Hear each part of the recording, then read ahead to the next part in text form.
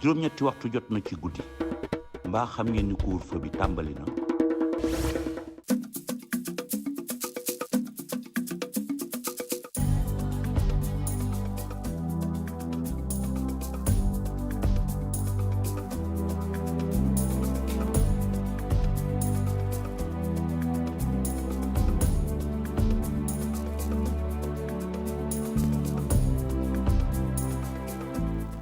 Monsieur, bonsoir et bienvenue dans le 20h de la TFM. Dans l'actualité de ce mardi, le Covid-19 explose à Sédhiou au lendemain de sa première contamination.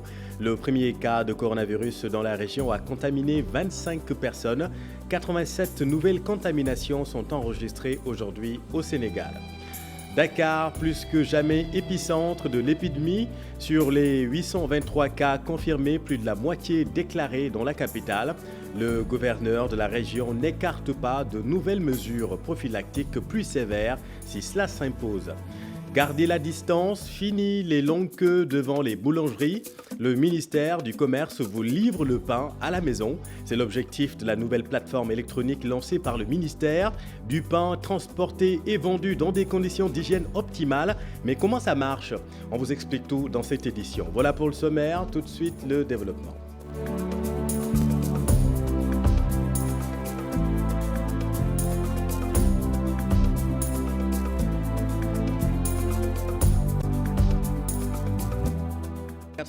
C'est le chiffre du jour, 87 cas de coronavirus enregistrés au Sénégal, dont 25 dans la région de Sédhiou. La région de Sédhiou qui a enregistré son premier cas seulement hier, suivant les précisions de la directrice de la santé, le docteur Marie-Khémesse Ngom Ndiaye. Sur 873 tests réalisés, 87 sont revenus positifs, soit un taux de positivité de 10,4%. Les tests positifs sont répartis comme suit. 86 contacts suivis par nos services. À ce sujet, il faut noter que le seul cas communautaire détecté à Sédhiou hier a déjà contaminé 25 de ses contacts. Un cas issu de la transmission communautaire identifié à Niary Tally. 12 patients hospitalisés ont été contrôlés négatifs et déclarés guéris. 2 cas graves sont pris en charge dans les services de réanimation de l'hôpital de Fann et de l'hôpital principal. L'état de santé des autres patients hospitalisés est stable. À ce jour, 823 cas ont été déclarés positifs, dont 296 guéris, 9 décédés, 1 évacué et donc 517 sous traitement. Le ministère de la Santé et de l'Action sociale exhorte les populations au respect strict des mesures de prévention collective et individuelle, surtout au niveau des couches vulnérables telles que les enfants, les personnes âgées, les femmes enceintes, et les personnes avec comorbidité, c'est-à-dire souffrant de pathologies quelconques, telles que le diabète, les problèmes tensionnels, l'insuffisance rénale aiguë, de même également que les maladies sanguines telles que la drépanocytose. 25 cas de coronavirus à Sédhiou. Ils sont tous du village de Makomba. Les prélèvements effectués dans la commune de Sédhiou sont revenus négatifs. Les 25 cas positifs du village de Makomba sont évacués au centre de traitement de Kolda. Bakary Konté et Kali Diamé. Le religieux de 39 ans malade du Covid-19 était en contact avec près de 100 personnes. Sur les 86 prélèvements réalisés, 25 contacts ont été signalés positifs. Ils sont tous de Mankonomba, village d'origine du premier cas positif de coronavirus à Sédhiou. Pour l'heure, les agents de la radio Pakao FM et autres personnes qui ont eu des contacts avec le chef religieux dans la commune de Sédhiou sont testés négatifs. Les 25 cas confirmés dans le village de Mankonomba ont été évacués au centre de traitement de Kolda. Ce mardi, les agents du service d'hygiène tôt le matin ont désinfecté le village de Mankonomba. Le comité régional de lutte contre le Covid-19 à Sédhiou a tenu une rencontre d'urgence pour mettre en place un plan de riposte. Merci Bakary. 2 cas graves actuellement dans les services de réanimation, dont un à l'hôpital principal de Dakar. L'établissement compte 10 lits de réanimation, les fameux lits chauds, un dispositif qui sera augmenté selon le directeur de l'hôpital, le général Mame Thierno Dieng. Il y a aujourd'hui la cartographie que nous voulons faire. Nous voulons faire la cartographie pour identifier les territoires de l'épidémie. Aujourd'hui, il faut qu'on spatialise l'épidémie. Et pour ça, il faut forcément qu'on géolocalise les maisons où on a eu des cas, on géolocalise les sites de travail et le parcours pour voir si on fait ça dans une carte, qu'est-ce que ça nous donne. Ça permet peut-être de mieux comprendre l'épidémie et de mieux lutter contre l'épidémie. On va faire des QR codes. On voudrait les mettre dans les bâtiments administratifs, dans les marchés, dans les bus, en tout cas dans beaucoup de sites. De sorte que vous, Sénégalais, vous pouvez, si vous voulez, vous inscrire dans la plateforme. Chaque fois que vous venez, par exemple, moi je suis ici à la TFM, quand j'entre, je scanne. Je dis que je suis entré. Quand je sors, je scanne. Ça veut dire que demain, si au moment où j'étais là, dans ce bâtiment, s'il y a un cas positif, on me signale. On me dit attention, quand tu étais à la TFM, il y a eu un cas positif. Donc, voilà, toutes nos excuses, ce n'est pas le bon élément. Monsieur Khalilou parlait plutôt de la santé digitale. 467 cas confirmés dans la capitale. Le gouverneur de Dakar n'écarte pas de nouvelles mesures prophylactiques plus sévères si cela s'impose. Les concertations sont en cours selon Al-Hassan Sall, interrogé par Alassane Ba.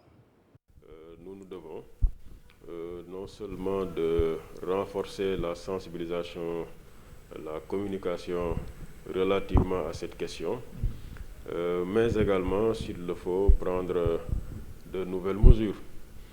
Alors, en parlant de nouvelles mesures, j'estime que nous en avons déjà prises d'assez bonnes, d'assez pertinentes.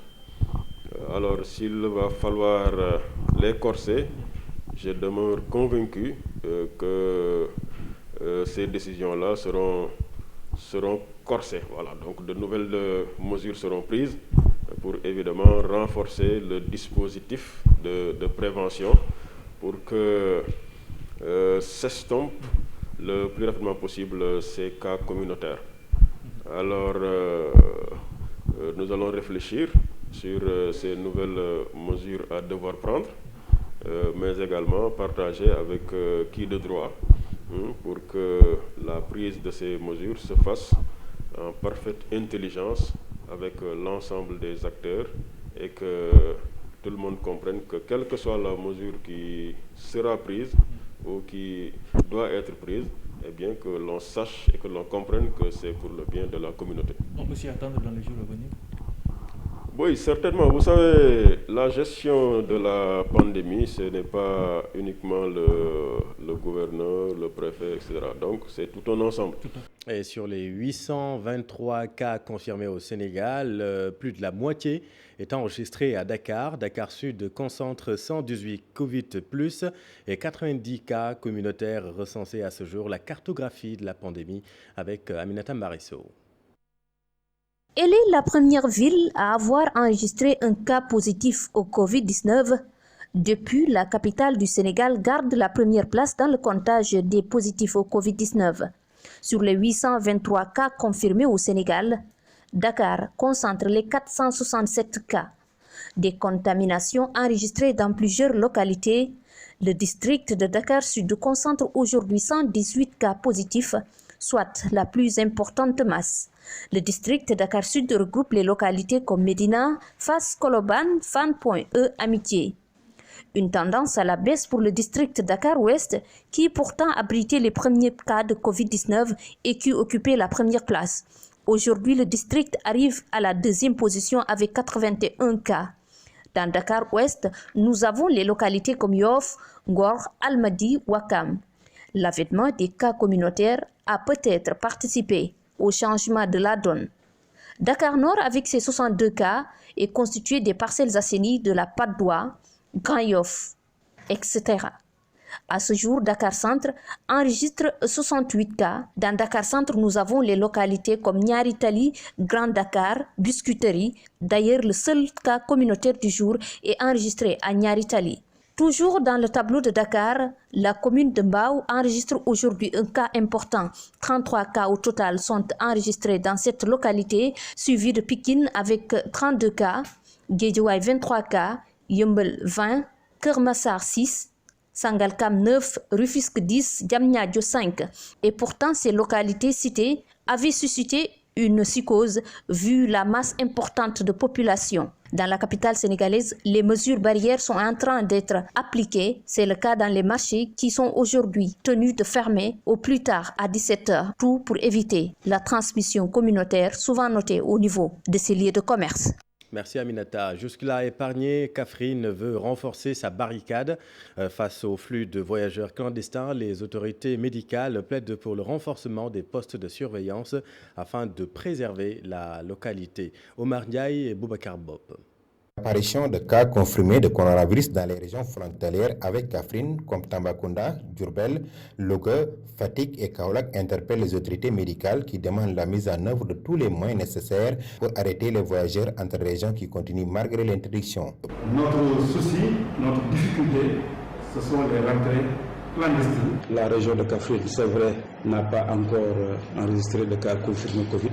Mais la région de Kaffrine, comme nous le savons tous, aujourd'hui est dans une situation de risque très élevé parce que nous sommes entourés de régions épidémiques au Covid. Et aujourd'hui, nous avons également constaté beaucoup d'entrées dans la région qui viennent par les voies clandestines, qui viennent de Touba, mais également qui viennent des autres régions frontalières, qui continuent à entrer dans la région malgré les mesures d'interdiction. Et cette situation constitue une menace très lourde pour la région. Dr Diop plaide même pour le renfort de la sécurité par des éléments militaires. C'est vrai que la région de Kaffrine n'a pas un camp militaire, mais moi je veux carrément qu'on ait l'accompagnement de l'armée. C'est rentrées qui continuent à se faire. L'autre aspect aussi, c'est que nous avons décidé en réunion CNGE de faire un contrôle sanitaire systématique au niveau des frontières avec les autres régions qui nous entourent. Il faut signaler que 15 personnes sont mises en quarantaine dans la région en attendant les tests pour confirmer leur statut sérologique. Merci Oumar. Une plateforme pour révolutionner la distribution du pain au Sénégal. L'objectif pour le ministère du Commerce est de mettre à la disposition des consommateurs du pain transporté et vendu dans des conditions d'hygiène optimales. Fini donc les longues queues devant les boulangeries, surtout en cette période de Ramadan. Mais comment ça marche? Élément de réponse avec Alassane Ba et Amadou Ba. Il suffit juste d'appeler au numéro indiqué pour chaque localité, commander et se faire livrer son pain. Diaymamboro, votre pain livré à domicile, une plateforme initiée par le ministère du Commerce. Elle est bien appréciée par ses consommateurs en cette période de pandémie. S'il s'agit de rester chez toi et commander, on te livre ton pain, c'est une très bonne chose. C'est difficile de faire la queue. La livraison du pain à domicile, c'est une belle initiative. Mais aussi se rendre dans les boulangeries, c'est bien. Tout le monde n'a pas du crédit pour appeler. Ceux qui ont du crédit peuvent appeler et ceux qui ne l'ont pas peuvent se rendre dans les boulangeries. C'est difficile de faire la queue. Imaginez vous rentrez du boulot fatigué et vous êtes obligé d'aller faire la queue devant les boulangeries. Le vice-président de l'ASCOSEN n'est pas convaincu. Mohamed Sissé dénonce des effets pervers. Certains font payer plus aux consommateurs. Mais l'initiative a été dévoyée par certaines personnes. Parce que beaucoup de consommateurs ont remonté qu'ils ont acheté plus cher que d'habitude. C'est-à-dire que le livreur leur avait demandé, par exemple, pour un pain de 150 grammes, le livreur a demandé 100 francs de plus. Ça veut dire qu'il y a une faille au niveau de la plateforme et que maintenant, il va falloir corriger. Mais nous sommes dans une gestion de crise. Il n'y a pas de perspective. Il va falloir qu'on gère cette crise-là le plus rapidement possible. Les queues devant les boulangeries ne lui sont pas restés indifférents. Il invite le ministre de l'Intérieur à y mettre fin. Parce que nous sommes dans une période de crise sanitaire, gestion du coronavirus. Les queues sont des endroits propices pour la contamination. Mohamed Sissé veut que le ministère du Commerce corrige les imperfections le plus rapidement possible. Oui, Alassane, on ne badine pas avec la baguette au Sénégal. Certains sont même prêts à s'exposer au Covid-19 pour du pain, pour la rupture du jeûne, faisant fi des mesures barrières comme la distanciation physique devant les boulangeries. Quelle alternative au pain et pourquoi le pain est si indispensable chez nous? Élément de réponse avec Ousseynou Diop et Habib Seik. Dans les boulangeries, les Sénégalais foulent aux pieds les mesures d'interdiction de tout rassemblement. Pour ce sociologue rencontré à Saint-Louis, l'explication est simple. Ces personnes sont sous l'emprise de leurs besoins. Donc dès que les gens sont sous l'emprise de leurs besoins, les risques restent pour eux subordonnés. Il faut d'abord qu'ils satisfassent à leurs besoins.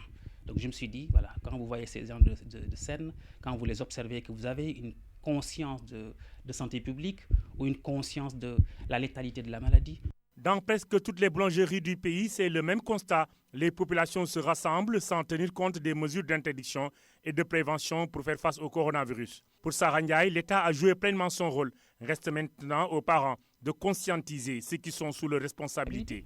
Mais les responsabilités, il faut les situer. Il faut pouvoir les situer. C'est d'abord, en tout cas à ce cas précis de quête de pain, c'est d'abord des chefs de ménage. C'est des mères, c'est des papas, c'est des tontons qui sont dans les foyers.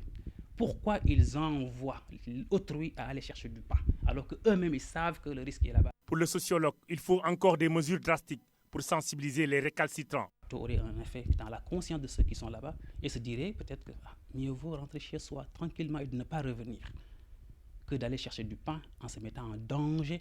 Et surtout, le message a été délivré par un acteur agréé, qu'on appelle un médecin, surtout si le médecin est connu du public. Ce serait encore beaucoup plus intéressant.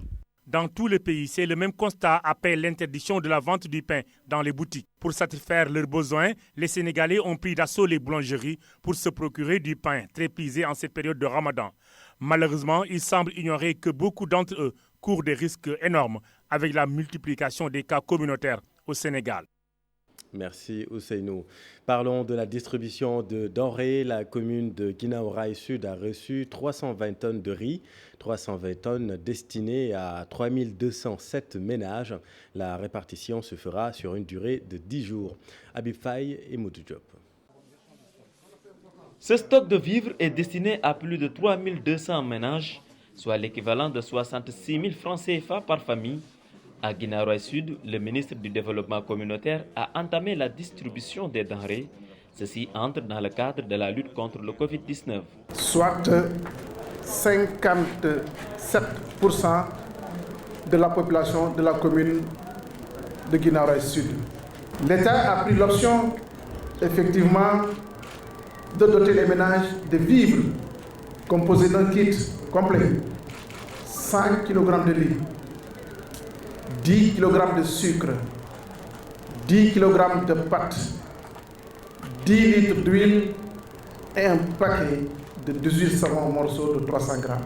Un kit alimentaire pour assurer la nourriture des bénéficiaires pendant 2 mois.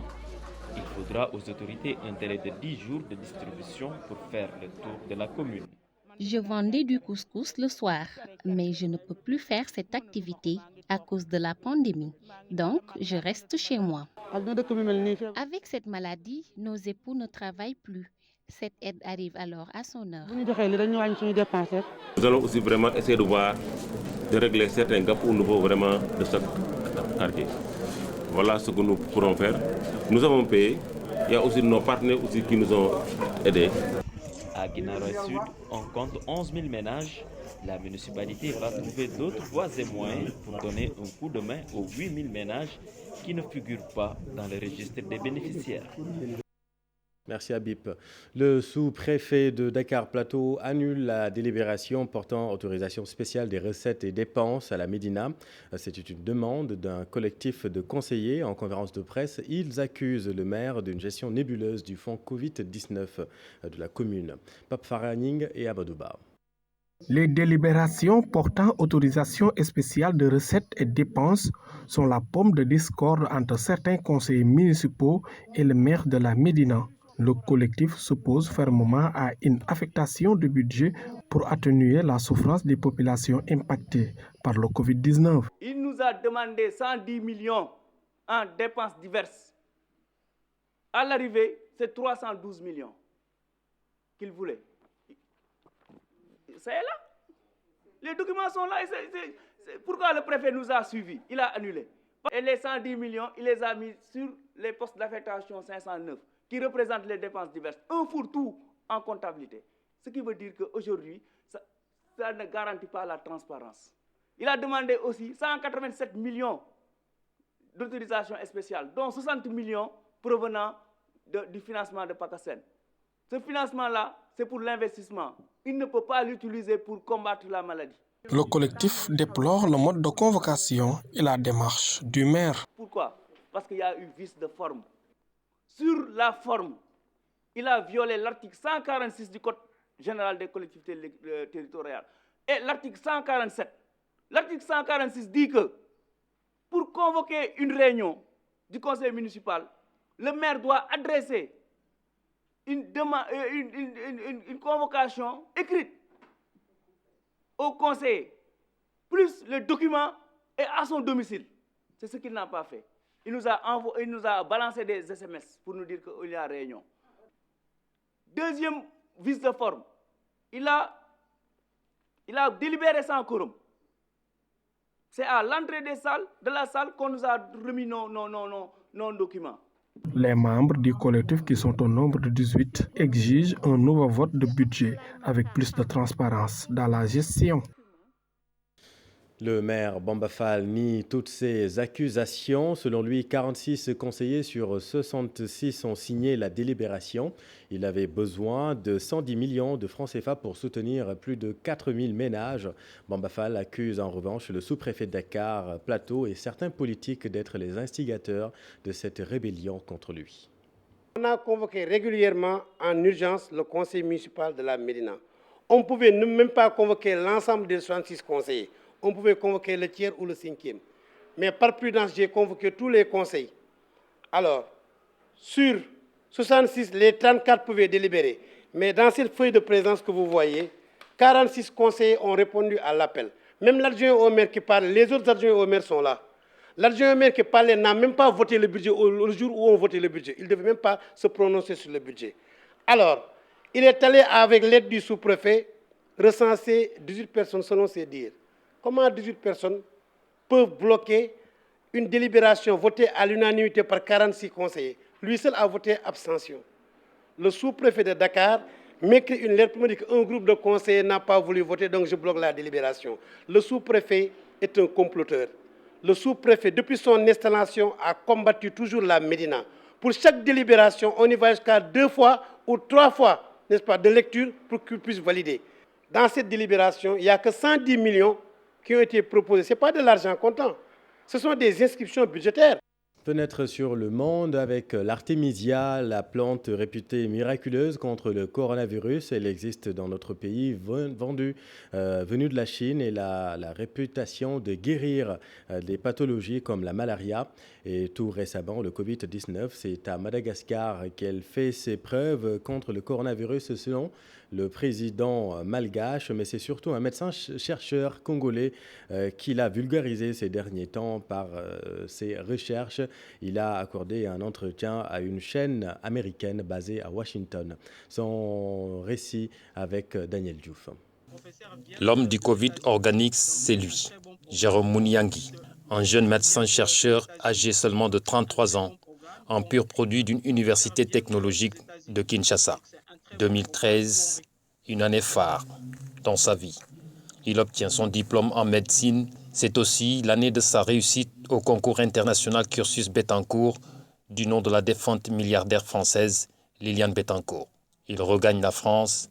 C'est le début de la recherche sur l'artémisia. Là où je commençais un peu à m'intéresser sur la plante, et là je suis tombé sur deux publications, sur une dame ici à Paris, et j'ai pris vraiment connaissance avec la plante, je me suis intéressé. Et là il y avait 2 variétés, il y a une variété qui vient de Chine, donc on appelle ça l'artémisia annua, et une variété qu'on a aussi valorisé, qui est de l'Afrique, qui fait partie aussi du patrimoine médicinal africain, on appelle l'artémisia afra. Pour moi, c'est mon premier contact avec la plante, remonte en 2013 et dans un laboratoire ici à Paris. Sa découverte, le Covid organix, utilisé en prévention et en curatif. La tisane peut être prise en prévention chez les gens les gens qui ne sont pas encore atteints, mais qui sont exposés. C'est comme ça que nous avons fait les protocoles. Pour la catégorie des gens qui sont exposés. Donc, comme par exemple les personnels soignants, d'autres personnes qui ne sont pas encore touchées par le Covid. Ça les protège. Et vous allez pour les personnes qui sont déjà touchées, de forme modérée. Ça agit aussi. Je vais maintenant ça les guérit. Oui. Mais dans les formes compliquées, ça ne fait pas beaucoup d'effet parce que là, la personne ne peut pas boire, il faut que la personne soit consciente d'abord.